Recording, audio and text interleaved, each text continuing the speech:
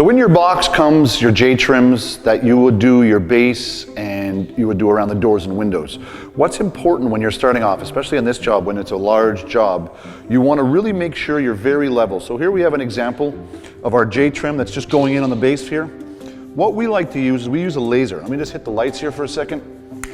I'm not sure if you can see this line, but we have a laser line that comes in all around and makes sure that our wall is square throughout the garage, to make sure that all of our panels, once we start level, it's very easy to stay level if you don't start level. So what we're going to do now is we've installed our H-trims. So when we're going longer than an 8-foot section, you have an H-trim right here that allows you to put a panel on each side and gives a cleaner joint. So we're going to work around the door right now, get this set up, and then we're going to start putting the panels up, and we'll go from there. So here's a perfect example of a floor that is angled down towards the drain. So you see here we set up our laser, and our laser starts off and it's right in our hook cavity, but as it comes along the board, it dips down on the board. So what we want to do here is we want to take a tape measure, we want to measure down from there. So this one here measures 1/2 inch off. So what we want to do is we'll take out the board, now that we know we got 1/2 inch, and we'll take a measurement off the bottom of the board, take off the 1/2 inch. We're then going to draw a chalk line and cut it. You can cut it with a small little reciprocating saw, you can cut it with a table saw. It's pretty, anything really that will cut wood will cut this.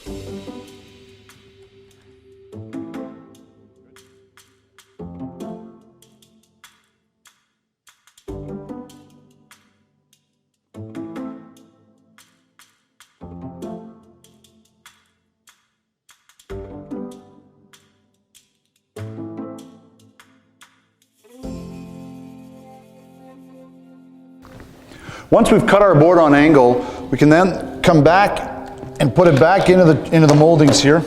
Now the nice thing about it is we generally like to cut a little bit more than what we have to because we've got a 1/2 inch plate down here on the J-trim. So I'm able to adjust or move this board where I need it to go.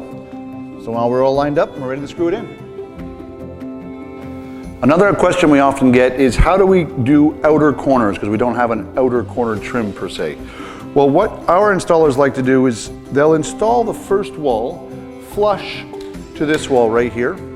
And then for the other wall, we'll use a very small, maybe 5/8 screw, and then we'll screw through the J-trim into the other J-trim. So it locks it into place here. You can put a couple of them as you go along, and then simply continue installing your boards on this side, and it'll create a nice seam right here.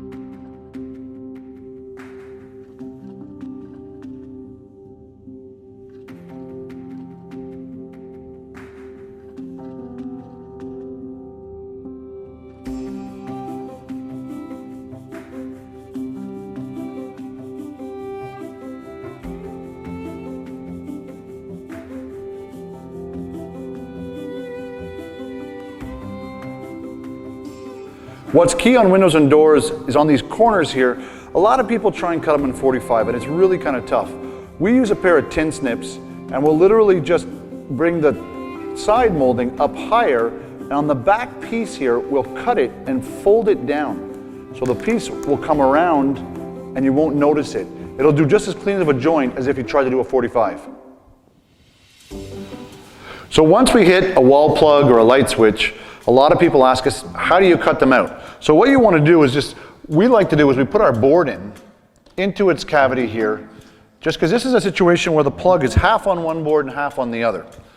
If I didn't have this situation, I would have to just do everything with a tape measure, but this way it's pretty easy because I line my board up, and then I'll make a mark here and a mark there. So I know exactly the sides of my board because my panel has been centered inside of my H-trims. I would then remove it and I will measure from the bottom of the lip here, because the board overlaps. So it's important to measure from the bottom of the lip here to the bottom of the plug, measure it here, and we'll cut it out. Okay. One of the things you want to be careful of is when you're measuring it up, your electrical box has got a little threads that come down on the bottom. When you measure up, you can measure just to the bottom of the threads, because your cover will cover it after. This will avoid you having to drill into your panel for your screw for the cover to go on. One of the questions we often get is, what tool do you use to cut out when you've got the plugs or something like that? There's two tools you can use. Everybody's pretty much, or everyone's going to access to a reciprocating saw. What our guys really like to use is a small little saw. It's not a very expensive tool, and this little blade at the end just kind of goes left and right, and cuts really quickly, and it allows us to get a nice clean trim. It also doesn't scrape the surface. If you're going to use a reciprocating saw like this, you may want to put a little piece of masking tape so you don't scratch the surface of your panel.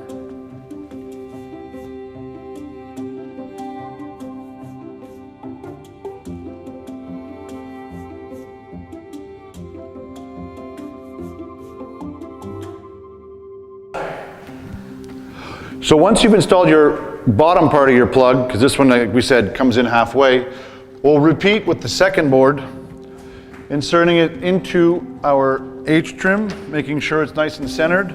Again, we'll mark it off with our pencil exactly where we want to line up the cuts. Remove the board, measure up from right here to the top right here, and cut it out. Once you have your second panel screwed in and you're ready to go and install your plug, they sell these little block extenders. They sell them at Home Depot, they sell them at Lowe's. Simply come in, put it over your plug. At the beginning of this, I should have said turn your power off, but I'm thinking that everybody would have done that already. So what you want to do is take your extensions with your plug, you line it through the hole, through there, and then you screw it in to the box in the back. Again, we do the same thing on the bottom. Through the hole, and into the plug in the bottom. Once you get these tight,